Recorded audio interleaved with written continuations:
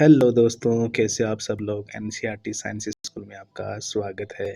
आज की हमारी क्लास रहेगी तंतु से वस्त्र तक।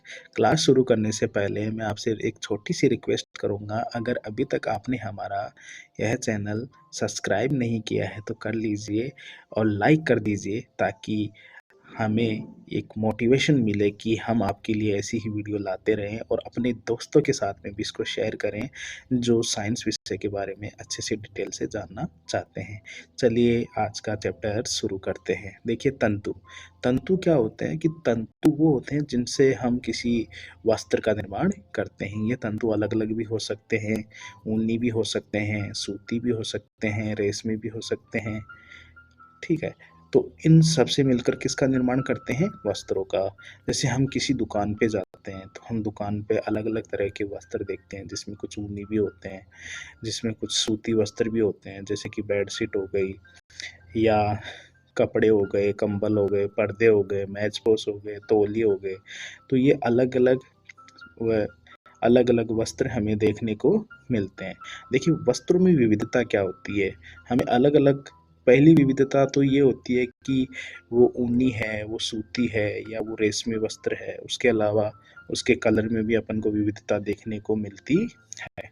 चलिए आगे देखते हैं। इस चैप्टर में जो भी महत्वपूर्ण है वो मैं आपको यहाँ पे धीरे धीरे आगे सब बताने वाला हूँ। अब देखिए, कपड़े से कोई भी धागा या तंतु खींचना। अब आपको भी पता है कि किसी भी वस्त्र का निर्माण कैसे हुआ है? किसी तंतु से। ये तंतु ही किसी धागे का निर्माण करते हैं और ये धागा ही किसको बनाते हैं? वस्त्र को बनाते हैं। तो वस्त्र धागों से ही मिलकर बना है, जो क्या है? तंतु है। अब देखिए तंतु। अब किसी भी अपन धागे को जब यहाँ पे देखिए कि किसी धागे को जब अपन नाखून की सहायता से कुरसते हैं तो अपन को आगे छोटे छोटे रेशे से दिखाई देते हैं, जिनको अपन क्या बोलते हैं? तंतु। तो ये तंतु ही किसका निर्माण करते हैं? धागों का, जिनसे अपन क्या बना सकते हैं? वस्त्र। या कभी आपने सुई पिरोई होगी या सुई में धागा डालने की कोशिश की होगी, तो आपने भी देखा होगा कि कभी कभार अपन सुई के जो धागा है उसके आगे वाले सिरे पे हम देखते हैं कि उसमें बहुत सारे तंतु से निकले होते हैं, जिसमें अपन सुई में पिरो नहीं पाते हैं। तो ये तंतु क्या होते हैं? किसी धागे का निर्माण करते हैं। इनको ये तंतु अलग अलग होते हैं, प्राकृतिक भी होते हैं और कृत्रिम भी होते हैं। प्राकृतिक की अपने बात करी, ऊनी है, जूट है, रुई है, सूती है। ये कैसे होते हैं? प्राकृतिक। ठीक है। अब जैसे हम कुछ कृत्रिम रेशों की भी बात करने वाले हैं, जो आपको एग्जाम में भी पूछ सकता है कि कृत्रिम रेशे क्या होते हैं, जिनको हम क्या बोलते हैं? संश्लेषित तंतु। जिनका निर्माण कहाँ पे होता है? फैक्ट्रियों में निर्माण इनका होता है। तो ऐसे तंतुओं को अपन क्या बोलते हैं? संश्लेषित तंतु। जिनमें हम बात कर लेते हैं, पहला पॉलिस्टर का, नायलॉन और एक्रिलिक। ये सारे के सारे क्या हैं? संश्लेषित रेशे। अब हम आगे चलते हैं। अब देखिए कुछ पादप तंतु, जिनमें हम बात करते हैं रुई। अब आपको भी पता है कि रुई वगैरह हम हमारे घर में यूज करते हैं, जिनमें बत्तियां बनाने में या सर्दियों में इनकी रजाइयाँ, तकिया वगैरह बनाने में इनका यूज किया जाता है। उसके अलावा बहुत से चीज़ों में इनका उपयोग किया जाता है। ठीक है। अब देखिए ये इसके लिए यानी रुई उगाने के लिए हमें किस प्रकार की मिट्टी चाहिए, ये आपको एग्जाम में पूछ सकता है। देखिए इसके लिए जो मिट्टी चाहिए वो कैसी मिट्टी होनी चाहिए? काली। कैसी मिट्टी? काली। और जलवायु कैसी होनी चाहिए? उष्ण जलवायु होनी चाहिए। यानी जहाँ की मिट्टी, जिस खेत की मिट्टी काली होगी, जलवायु उष्ण होगी, वहाँ पर हम कपास के पौधों को आराम से उगा सकते हैं और कपास को प्राप्त कर सकते हैं। तो जब भी किसी कपास के फल को क्या क्या नाम से बोलते हैं? कपास गोलक। क्या बोलते हैं? कपास गोलक। देखिए ये रहा कपास गोलक।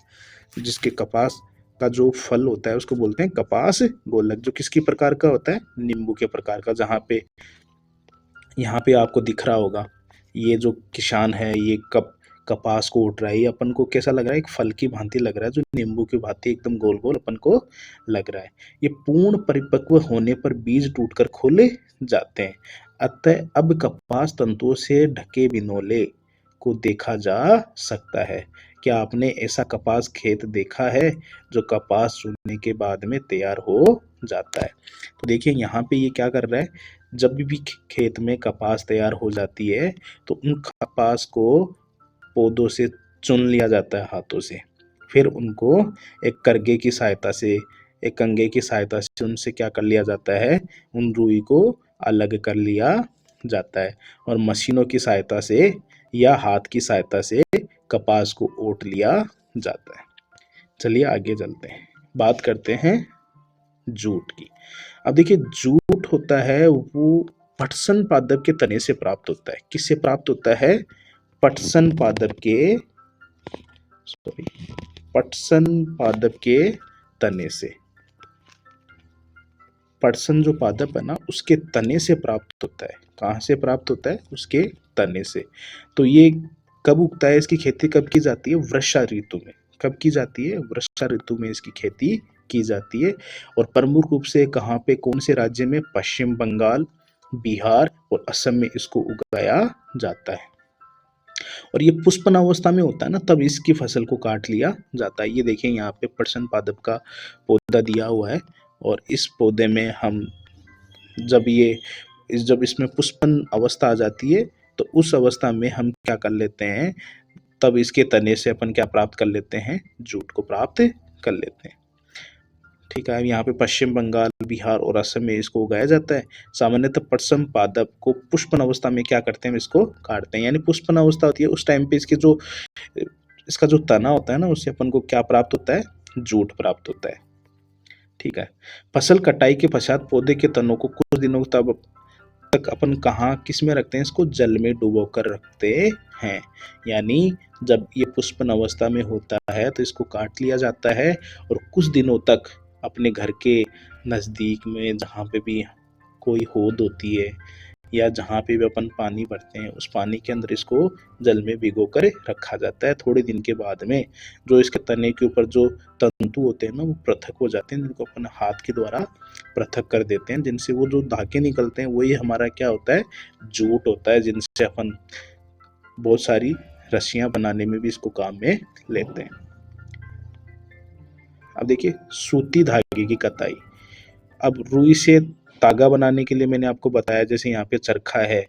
अब चरखे की सहायता से ये क्या करते हैं कि ये जो रेशा है उसकी क्या करते हैं? कताई करते हैं, यानी एक धागे में इसको परिवर्तित करते हैं, धागा बनाते हैं।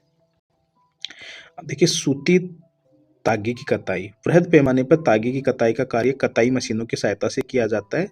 कताई के पश्चात तागों का उपयोग वस्त्र बनाने में किया जाता है। इसका सूती तागे का भी सेम टू सेम वैसे ही होता है जैसे और तागे का होता है, जैसे और तंतुओं का होता है। इसका भी क्या करते हैं, आजकल मशीनों की सहायता से तागों का उपयोग वस्त्र बनाने में किया जाता है। अब देखिए तागे से वस्त्र तक। अब बात करते हैं बुनाई की। बुनाई का मतलब ये है जिन तागों का उपयोग करके हम क्या बनाते हैं? वस्त्र बनाते हैं। क्या बनाते हैं? वस्त्र, जिनको हम क्या बोलते हैं? बुनाई या वीविंग भी बोलते हैं। क्या बोलते हैं? वीविंग। क्या कहते हैं? वीविंग।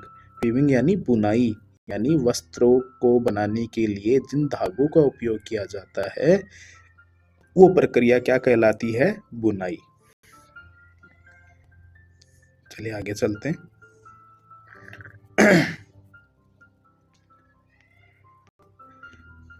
अब देखिए यहाँ पे दो कागज लिए गए हैं, ए और बी, आपको चित्र में दिख रहा होगा। फिर इन कागज के टुकड़ों से उन्होंने क्या किया, उन्होंने आपस में इन पट्टियों को क्या किया? बुनकर क्या बनाया उन्होंने? एक वस्त्र नुमा संरचना उन्होंने बनाई, कागज के कुछ सेट बनाए और इस प्रकार हम वस्त्रों को भी क्या कर सकते हैं? बुन सकते हैं। जैसे यहाँ पे स्वेटर बुनाई करते हुए दिखाया गया है कि आपने घर में भी देखा होगा, अपने जो घर में महिलाएं होती हैं, जो दो छड़नुमा संरचना के द्वारा आप किसी ऊनी वस्त्रों को बुनते हुए देखते हैं। हैं जो बच्चों के लिए टोपियाँ वगैरह बनाती हैं। यहाँ पे महिला है जो हथकरघा के द्वारा धागों को एक एक लाइन बनाकर, एक लाइन में लेकर उसको क्या करती हैं, वस्त्रों का निर्माण करती हैं। एक विशेष प्रकार की बुनाई होती है जिसमें वो कोई कंबल वगैरह या उनका या बेडशीट वगैरह का भी निर्माण करते हैं, जो आजकल मशीनों के द्वारा भी की जाती है। अब देखिए वस्त्र सामग्री का इतिहास, आपने भी पता होगा कि आज जो हम वस्त्र पहनते हैं शायद वो बहुत समय पूर्व ऐसा नहीं था। उस समय जो आदि मनुष्य होते थे, आदि मानव होते थे, वो क्या करते थे, वृक्षों की छाल, बड़ी बड़ी पत्तियां, जंतुओं के चर्म, सुमूर से अपने शरीर को क्या करते थे, ढकते थे।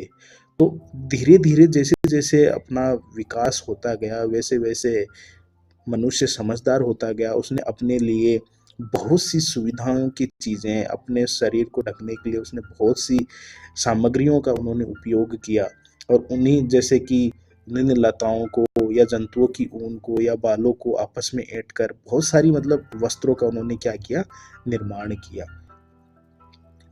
देखिए इस चैप्टर में इतना कोई महत्वपूर्ण कोई क्वेश्चन नहीं है, आपको यही नॉर्मल नॉर्मल पूछ सकता है कि बुनाई क्या है, कताई क्या है। जैसे कि यहाँ पे महत्वपूर्ण बिंदुओं में दे रखा है कि बुनाई, कताई, तंतु क्या होते हैं, रुई का क्या क्या उपयोग करते हैं, रुई के लिए यानी कपास के लिए कैसी मिट्टी चाहिए, तो ये आपको पूछ सकता है।